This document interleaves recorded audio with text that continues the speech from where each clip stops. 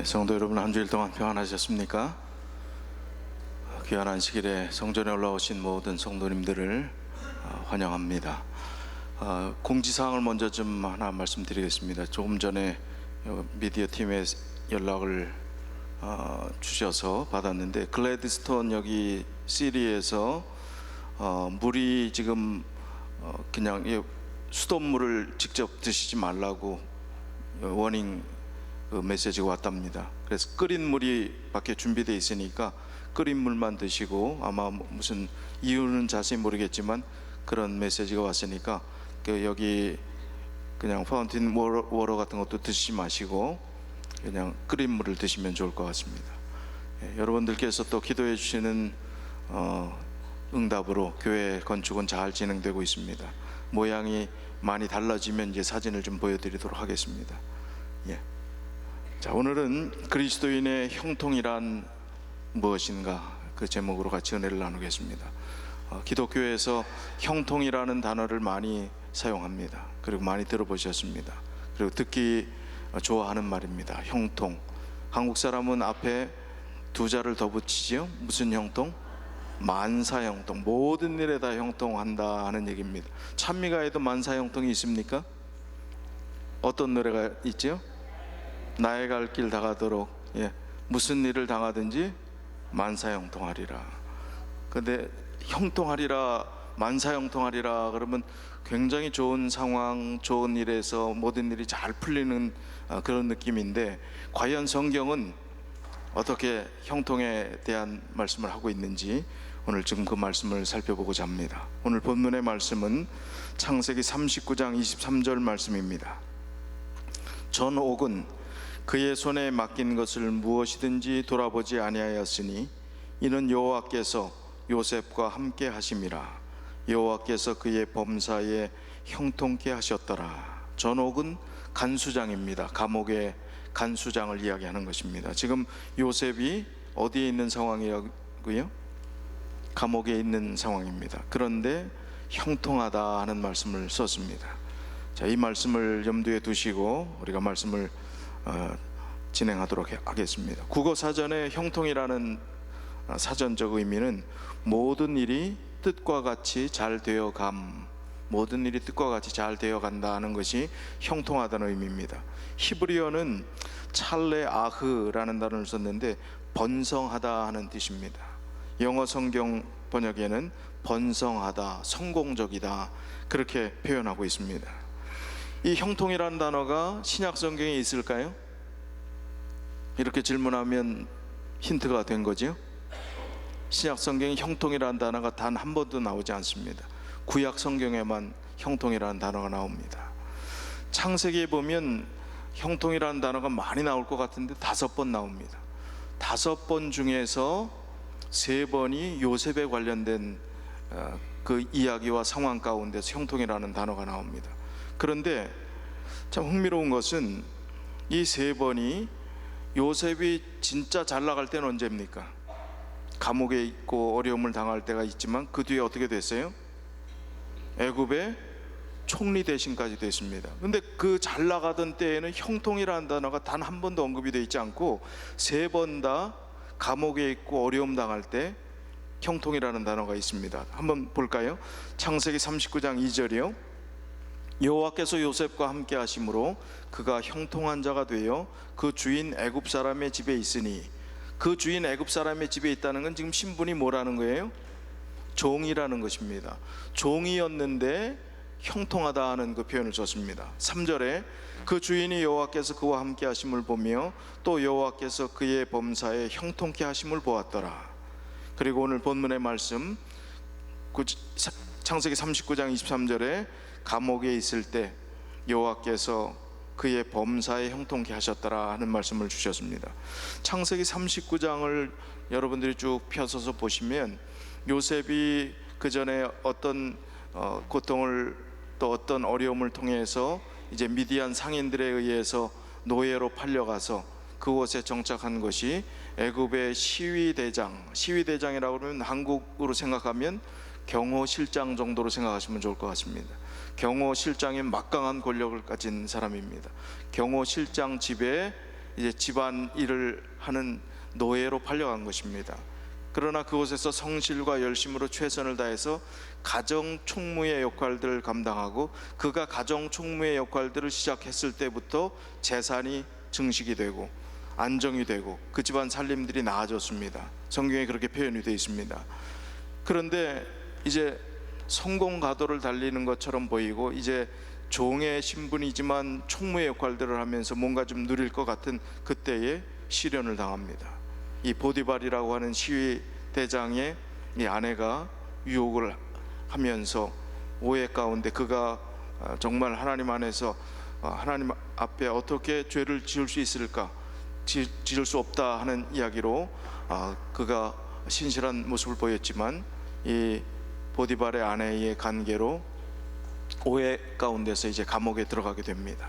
그 감옥에서 지내는 시간 동안 거기서도 성실한 사람은 또 최선을 다해서 하나님의 백성들은 어딜 가나 어떤 환경이 되든 간에 변함없는 믿음의 태도를 보입니다. 그래서 그 감옥 간수장이 지금 다 맡기고 요셉에게 다 맡기고 자기는 별로 신경 쓰지 않더라 하는 얘기입니다. 오늘 본문의 말씀이. 그런데 하나님께서 여호와께서 범사에 요셉과 함께 하시고 형통케 하셨다 하는 말씀입니다. 그런데 오늘 이 세 성경 구절에서 이제 형통케 하셨다 하는 거기에 반드시 같이 사용되는 그런 문장이 있습니다. 어떻게 하니까 형통하더라, 어떻게 하니까 형통하더라. 그 답이 성경 구절을 통해서 세 번 똑같이 반복이 되는데 다시 창세기 39장 2절에 보니까 여호와께서 요셉과 어떻게 하니까 함께 하심으로 형통하더라. 3절에 여호와께서 그와 함께 하심을 보며 하나님과 함께 한다는 표현들을 계속하는 것입니다. 39장 23절에도 여호와께서 요셉과 함께 하심이라. 함께 하심이 형통의 가장 중요한 해답이 되는 것입니다. 오늘 설교의 답이 다 나왔습니다. 하나님께서 함께 하시는 것이 형통의 비결입니다. 잘 나갈 때 형통하다는 얘기가 아니라 하나님과 함께 하실 때 그 함께 하심을 붙잡고 살아가는 사람들은 어떤 상황, 최악의 상황, 지금 요셉이 겪었던 인생의 가장 쓰라린 아픔의 시간이라 할지라도 그것이 가장 형통한 시간이라는 것입니다. 번성한 시간이라는 것입니다. 성공한 시간이라는 것입니다. 그리고 이 세상 어떤 것보다 자기의 삶의 모든 시간보다 최고의 정점을 찍을 수 있는 형통한 시간이 하나님과 함께하는 시간이라는 것입니다. 우리는 하나님과 함께한다 하는 그 개념들을 어떻게 받아들이시고 하나님과 함께하심을 어떻게 느끼고 살아가고 계십니까? 하나님께서 우리와 함께 하시겠다고 하신 약속은 무수히 많습니다. 성경에 얼마나 많이 있는지요. 이사야 7장 14절 예수 그리스도께서 이 땅에 나오실 것을 예언하시면서 이사야 선지자가 뭐라고 했습니까? 그러므로 주께서 친히 징조로 너희에게 주실 것이라. 보라, 처녀가 잉태하여 아들을 낳을 것이요 그 이름을 임마누엘이라 하리라. 자, 이 임마누엘이라는 뜻이 뭐라고요? 마태복음 1장 22절 23절이요 이 모든 일에 된 것은 주께서 선지자로 하신 말씀을 이루려 하심이니 가라사대 보라, 처녀가 잉태하여 아들을 낳을 것이요 그 이름은 임마누엘이라 하리라 하셨으리. 이를 번역한즉 하나님이 우리와 함께 계시다 함이라. 하나님이 우리와 함께 계시다 하는 것은 이미 예수 그리스도의 성육신 하시는, 인간으로 이 땅에 오시는 예수 그리스도의 초림 때 또 예수님의 사명과 같이 말씀해 주신 대목인 것입니다. 이사야 41장 8절로 13절의 말씀을 우리는 좀 외우면 좋을 것 같아요. 이 말씀을 외우고 어려운 일이 있거나 근심이 있거나 슬픔이 있을 때마다 이 말씀을 우리가 암송을 하게 된다면 얼마나 큰 위로가 되는, 이렇게 큰 위로가 있을까, 또 이렇게 하나님께서 자상하게 구체적으로 용기를 주실 수 있을까 하는 이 성경 구절이 이사야 41장 8절로 13절입니다. 그러나 나의 종 너 이스라엘아, 나의 택한 야곱아, 나의 벗 아브라함의 자손아, 내가 땅 끝에서부터 너를 붙들며 땅 모퉁이에서부터 너를 부르고 내게 이르기를 너는 나의 종이라. 내가 너를 택하고 실어 버리지 아니하였다 하였노라. 두려워 말라, 내가 너와 함께 함이니라. 놀라지 말라, 나는 네 하나님이 됨이니라. 내가 너를 굳세게 하리라. 참으로 너를 도와주리라. 참으로 나의 의로운 오른손으로 너를 붙들리라. 보라, 내게 노하던 자들이 수치와 욕을 당할 것이요 너와 다투는 자들이 아무것도 아닌 것 같이 될 것이며 멸망할 것이라. 내가 찾아도 너와 싸우던 자들을 만나지 못할 것이요 너를 치는 자들은 아무것도 아닌 것 같이 허무한 것 같이 되리니 이는 나 여호와 너희 하나님이 내 오른손을 붙들고 내게 이르기를 두려워 말라 내가 너를 도우리라 할 것임이니라. 얼마나 구체적인 약속입니까? 얼마나 자상하고 확신에 찬 약속입니까? 하나님께서 우리에게 두려워하지 말라고 하십니다. 왜요? 두려워하지 말라고. 그 다음에 어떤 말씀이 나와요? 내가 너와 함께 할 것이기 때문에 두려워하지 말라는 것입니다. 사람의 기본적인 감정 가운데 이 두려움이라는 감정이 있습니다. 아담의 타락으로부터 하나님의 품을 떠난 인간은 주변 환경과 사람에 대해서 두려움을 갖게 되었습니다. 범죄한 이후에 가장 큰 비극이 형제의 살인사건 아닙니까? 가인이 그 동생 아벨을 죽이고 나서 또 다른 사람들이 자신을 죽일 것을 두려워하게 됩니다. 두려움이라는 개념이 이제 등장하게 됩니다. 또 하나님의 낯을 피하여 두려워서 숨었다 하는 그 표현이 먼저 나오지만 실제적인 가장 인간의 살벌한 두려움이 가인과 아벨의 살인사건 이후에 등장하게 되는 것입니다. 그래서 하나님이 하나님의 사람을 격려하실 때 성경에 보면 가장 많이 하시는 말씀 가운데 하나가 두려워하지 말라는 것입니다. 인간의 죄된 본성 가운데 그 두려움이 있기 때문에 하나님이 함께 하실 때 이 두려움, 인간의 죄된 본성의 가장 정말 힘들고 극복하기 어려운 감정이 두려움인데 그 감정을 하나님이 함께 하실 때는 제거해 주시겠다는 거예요. 그걸 이길 수 있게 해 주시겠다는 것입니다. 그래서 하나님께서 두려워하지 말라 하시는 말씀을 우리에게 가장 확신에 찬 위로를 주실 때 그런 말씀을 하신 것입니다. 임마누엘 하나님, 바로 예수 그리스도께서 이 땅에 오셔서 공중 봉사의 생애를 모두 마치고 승천하시면서 또 하신 말씀이 뭡니까? 예수님이 초림하실 때도 임마누엘, 하나님이 우리와 함께 하신다, 예수 그리스도가 함께 하시기 위해서 이 땅에 오셨다는 말씀을 주시고 이제 승천하실 때 어떤 말씀을 주셨어요? 마태복음 28장 20절에 내가 너희에게 분부한 모든 것을 가르쳐 지키게 하라. 볼지어다 내가 세상 끝날까지 너희와 항상 함께 있으리라. 시작도 함께 있으리라고, 과정도 함께 있으리라고, 끝도 함께 있으리라 하신 말씀입니다. 그러면 형통이라는 단어가 그렇게 사람들이 만사형통, 그렇게 기쁘고 좋은 일이고 성공적인 일이라면 하나님과 함께 하면 형통한다는 것입니다. 하나님께서 우리에게 허락해 주신 그 약속은 두려워하지 않을 이유도, 형통케 될 이유도 하나님과 함께 할 때 모든 것이 형통하게 된다는 그 답을 오늘 우리에게 허락해 주셨습니다. 기드온의 이야기를 우리가 좀 생각해 보지요. 기드온은 하나님께서 기드온을 부르셨을 때 기드온이 아주 활달하고 좀 외향적이고 뭔가 리더십이 있고 이런 사람이었습니까? 아니, 사사기 6장 1절로 16절에 있는 말씀을 제가 좀 빨리 좀 읽어드리겠습니다. 이스라엘 자손이 또 여호와의 목전에 악을 행하였으므로 여호와께서 7년 동안 그들을 미디안의 손에 붙이시니 미디안의 손이 이스라엘을 이긴지라. 이스라엘 자손이 미디안을 인하여 산에서 구멍과 굴과 산성을 자기를 위하여 만들었으며 이스라엘이 파종할 때면 미디안 사람, 아말렉 사람, 동방 사람이 치러 올라와서 진을 치고 가사에 이르도록 토지 소산을 멸하여 이스라엘 가운데 식물을 남겨두지 아니하며 양이나 소나 나귀도 남기지 아니하니 이는 그들이 그 짐승과 장막을 가지고 올라와서 메뚜기 떼같이 들어오니 그 사람과 약대가 무수함이라. 그들이 이 땅에 들어와 멸하려 하니 이스라엘이 미디안을 인하여 미약함이 심한지라. 이에 이스라엘 자손이 여호와께 부르짖었더라.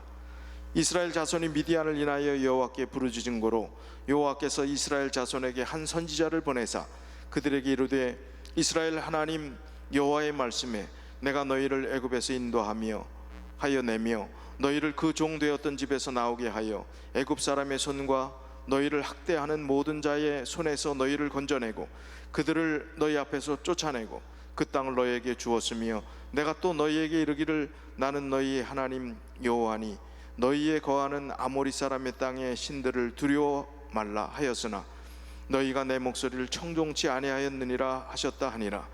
여호와의 사자가 아비에셀 사람 요아스에게 속한 오브라에 이르러 상수리 나무 아래 앉으니라. 마침 요아스의 아들 기브온이 미디안 사람에게 알리지 아니하려 하여 밀을 포도주 틀에서 타작하더니 여호와의 사자가 기드온에게 나타나 이르되 큰 용사여 여호와께서 너와 함께 계시도다.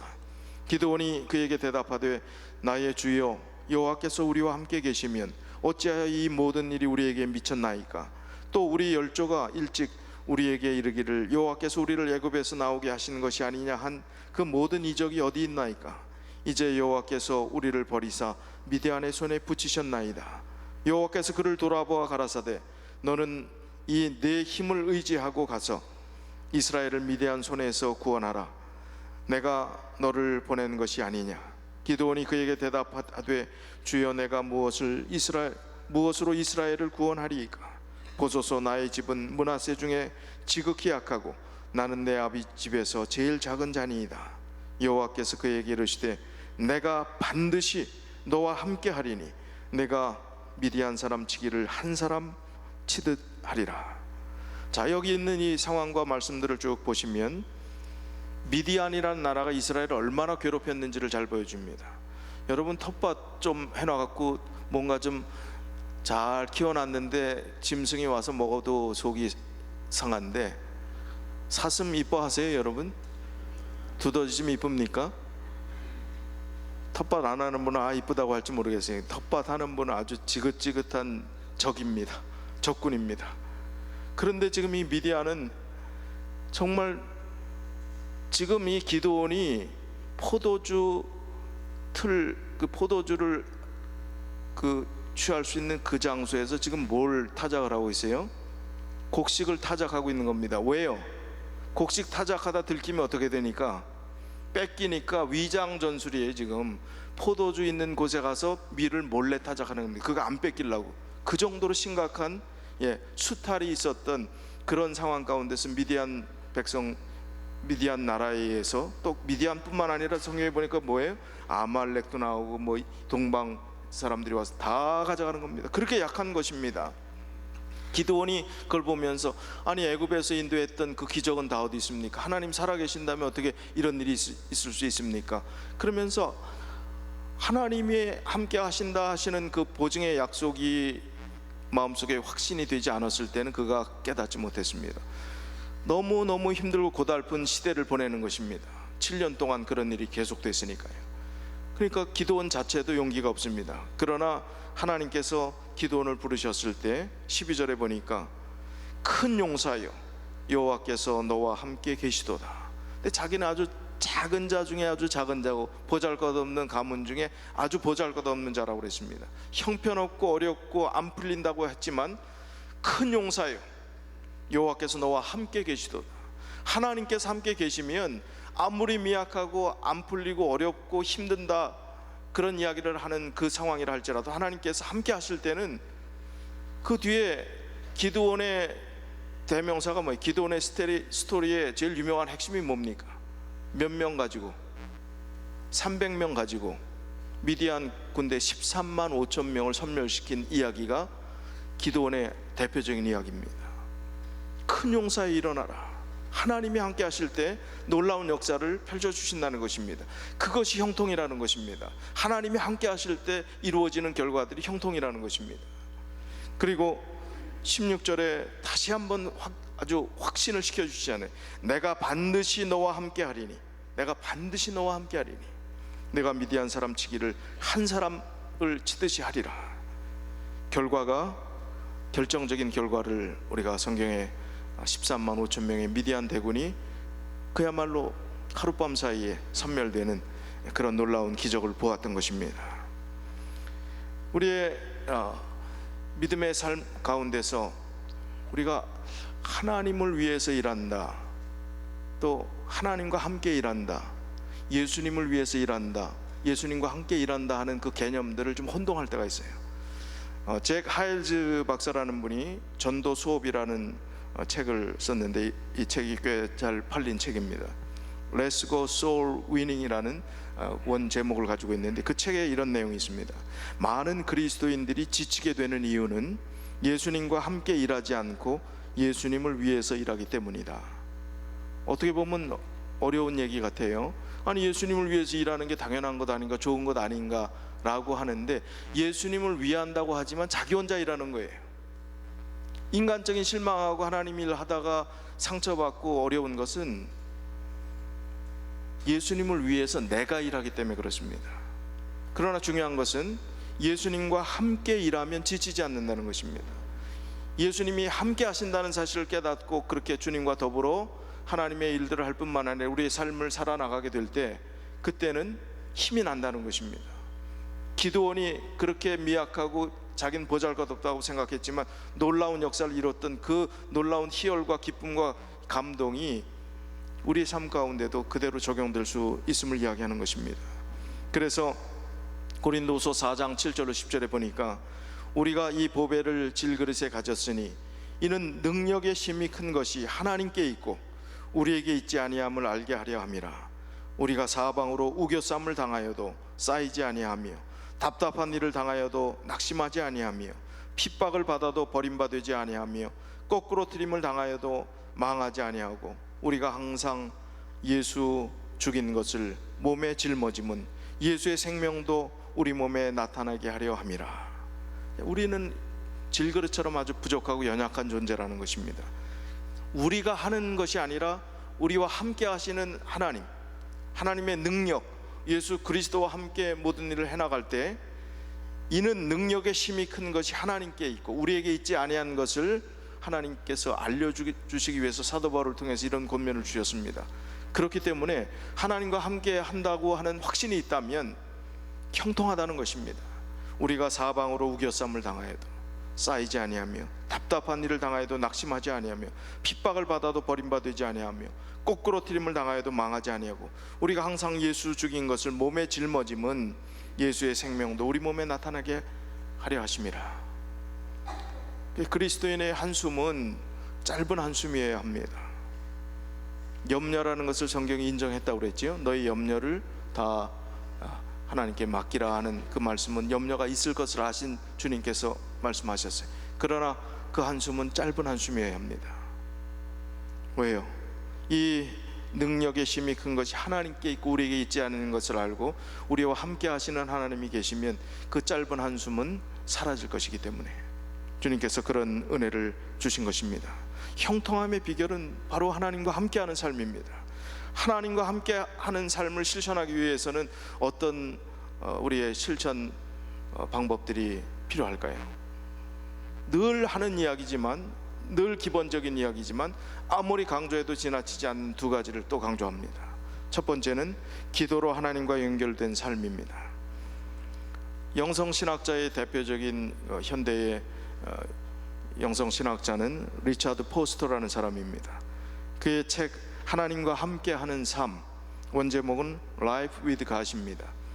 이 책에 있는 내용 중에 이분이 한국 기독교가 얼마나 강성하고 한국 사람들이 기도하면 벌써 무슨 기도? 한국 사람들, 미국 사람이 이해 못하는 기도, 새벽 기도. 미국 사람들 정기적으로 새벽 기도하는 교회가 거의 없어요. 그 다음에 철야 기도, 통성 기도, 뭐 이런 거는 미국 모르겠어요. 오순절 계통의 교회들은 좀 그렇게 요란하게 기도하는 경우도 있지만 미국 사람도 잘 이해하지 못하는 부분입니다. 그러나 이 리차드 포스터는 그 부분이 성서적인 부분에서 약간의 문제성도 있을 수 있지만, 그러나 그 기도의 열의와 열성에 대해서 이렇게 이야기를 했습니다. 그의 책 150쪽에 보면, 문득 깨달음이 찾아왔다. 하나님은 한국인을 통해 전 세계 크리스찬 식구에게 기도의 뿌리 키우는 법을 가르치셨다. 물론 나도 한국인의 기도 관행에 부적합한 면과 약점이 있다는 것을 모르지 않는다. 그럼에도 나는 하나님이 한국인을 택하여 우리에게 삶으로서의 기도에 관해 가르쳐 주셨다고 믿는다. 한국인의 기도 생활에는 초월적인 면이 있다. 강력하다. 지치지 않는 끈기가 있다. 즉각적인 능력의 임재가 있다. 사랑이 있다. 고뇌와 고통과 깊은 슬픔이 있다.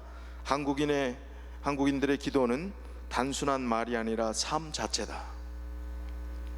이게 부족한 면이 있다고 해서 우리가 다 소홀히 하고 다 그냥 이건 아니라고 접어들 문제가 아니라는 것입니다. 함께 하시는 삶을 경험하기 위해서 반드시 하나님과 교통하는 이 기도의 삶이 생활화될 때, 바로 이 리처드 포스터가 한국 사람들을 그렇게 귀하게 평가했던 것처럼, 한국 사람은 기도가 말이 아니라 뭐라고요? 삶 자체라. 그게 삶이 되어야 된다는 것입니다. 그럴 때 하나님과 교통하고 하나님과 함께 하심을 느낄 수 있지, 기도하지 않고 하나님과 교통하지 않고 삶이 하나님과 대화하지 않고서 어떻게 하나님과 함께 하심을 느낄 수 있겠습니까? 하나님과 함께 하시면 뭐한다? 형통한다. 입으로 만사형통, 잘되고 기복신앙이 아닌, 하나님께서 요셉이 감옥에 있을 때 처절한 어려움 가운데서도 그가 형통함을 경험하고 마음의 평강을 누릴 수 있고 미래의 소망을 바라볼 수 있었던 그런 형통함을 주시는 것은 기도할 때, 하나님과 교통할 때, 하나님이 함께 하실 때 진정한 형통이 있을 수 있음을 이야기합니다. 그리고 같은 책 251쪽에 보면 이렇게 이야기했습니다. 그리스도께서 나와 함께 계신다. 내 안에 계신다. 그리스도께서 내 뒤에 계신다. 내 앞에 계신다. 그리스도께서 내 옆에서 나를 붙잡아 주신다. 그리스도께서 나를 위로하고 회복시켜 주신다. 그리스도께서 내 아래 계신다. 내 위에 계신다. 그리스도께서 조용한 가운데 계신다. 위험 중에 계신다. 그리스도께서 나를 사랑하는 모든 이의 마음속에 계신다. 그리스도께서 친구와 낯선 자의 입 안에 계신다. 입 안에, 어디든지 계신다는, 이게 뭐 범심론 얘기하려고 하는 것이 아니죠. 하나님은 어디든 우리와 함께 계신다는 것입니다.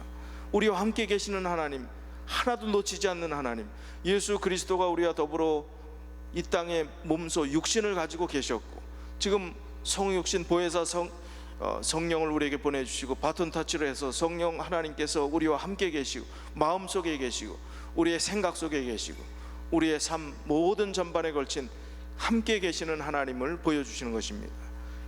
그런 하나님을 우리가 기도와 또 소통함과 교통함으로 주님과 함께 계심을 느낄 때 우리의 형통은 그대로 이루어지는 것입니다. 이어지는 것이 형통이 되는 것입니다.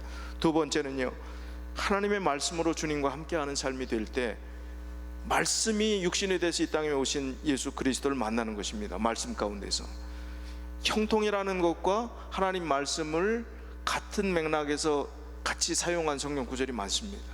말씀과 형통. 자, 몇 구절 보겠습니다. 여호수아 1장 7절 8절. 오직 너는 마음을 강하게 하고 극히 담대히 하여 나의 종 모세가 내게 명한 율법을 다 지켜 행하고 좌로나 우로나 치우치지 말라. 그리하면 어디로 가든지 형통하리니 이 율법책을 내 입에서 떠나지 말게 하며 주야로 그것을 묵상하여 그 가운데 기록한 대로 다 지켜 행하라. 그리하면 내 길이 평탄하게 될 것이라. 내가 형통하리라. 자, 말씀과 형통하고 떼어놓을 수 있습니까? 말씀을 지키고 순종하는 것이 형통함의 비결임을 여기는 계속해서 강조하는 것입니다. 우리가 어떻게 다 지켜?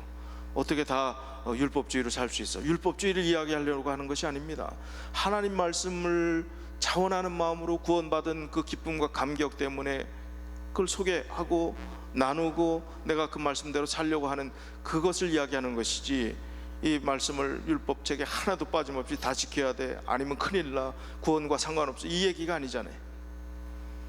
열왕기상 2장 3절에도요 내 하나님 여호와의 명을 지켜 그 길로 행하여 그 법률과 계명과 율례와 증거를 모든 율법에 기록된 대로 지키라.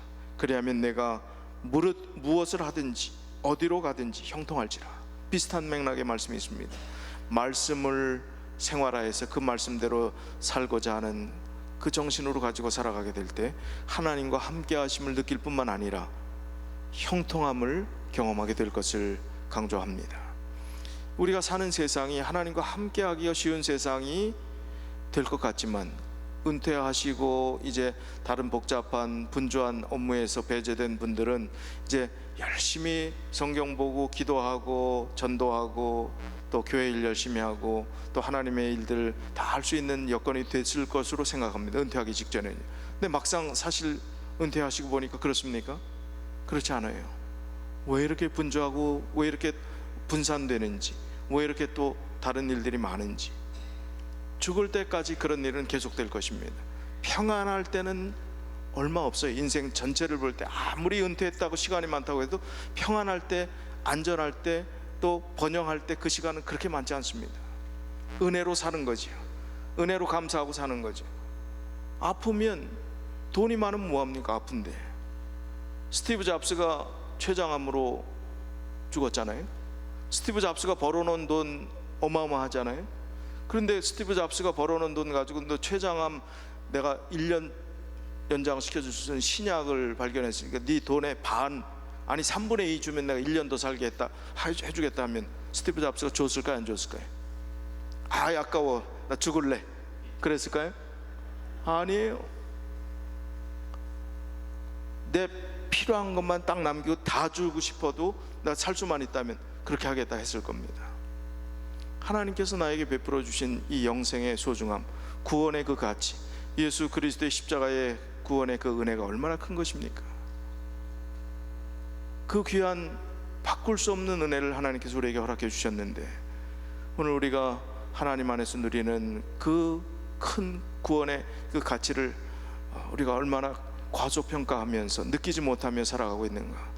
자원하는 마음, 기쁜 마음을 가지면 그렇게 믿음으로 살아가는 삶이 우리의 삶의 짐이 아니라 기쁨이 되고, 또 하나님 말씀을 지켜 순종하는 것뿐만 아니라 하나님의 일들을 하는 모든 일들이 자원하는 심령이 된다는 것입니다. 그 은혜를 깨닫는 사람이, 그 구원의 가치를 아는 사람들이 그렇게 된다는 것입니다. 사단은 어떻게든지 우리를 넘어뜨리려고 합니다.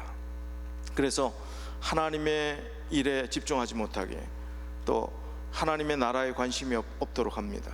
그리고 계속 복잡한 일들을 우리 주변에 깔아놓습니다. 세속적인 일들을 많이 만들어 놓습니다.